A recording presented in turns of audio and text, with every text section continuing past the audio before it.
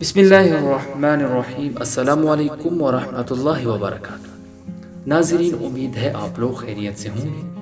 آج ہم آپ کے ساتھ بنی اسرائیل کے ایک پرہیزگار نوجوان کے روح قبض ہونے کا واقعہ شیئر کریں گے۔ بنی اسرائیل کا ایک پرہیزگار نوجوان حضرت سلیمان علیہ السلام کی مجلس میں حاضر ہوا کرتا تھا۔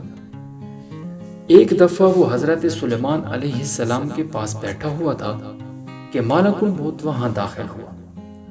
اس نوجوان نے جب اسے دیکھا تو اس کا رنگ متغیر ہو گیا اور اس پر کپ کپی طاری ہو گئی، اور اس نے حضرت سلیمان علیہ السلام سے کہا، اے اللہ کے نبی، مجھے اس آدمی سے خوف محسوس ہو رہا ہے، آپ ہوا کو حکم دیجیے کہ وہ مجھے ہند لے جائے۔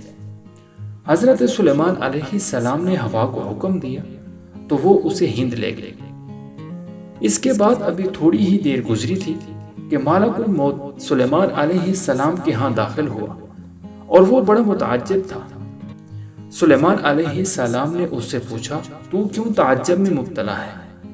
تو اس نے کہا کہ وہ نوجوان جو آپ کے پاس تھا، مجھے حکم ہوا کہ اس کی روح کو ہند میں جا کر قبض کر لوں، لیکن جب میں آپ کے پاس آیا تو میں نے دیکھا کہ وہ آپ کے پاس موجود ہے۔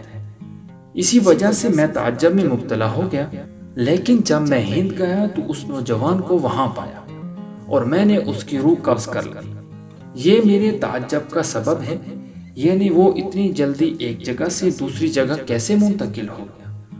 تو سلیمان علیہ السلام نے فرمایا کہ اس نوجوان نے جب تجھے دیکھا تو وہ خوف اور دہشت میں مبتلا ہو گیا، اور اس نے مجھ سے ہوا کے ذریعے ہند میں پہنچانا طلب کیا، تو میں نے ہوا کو حکم دیا جس نے اسے وہاں پہنچا دیا۔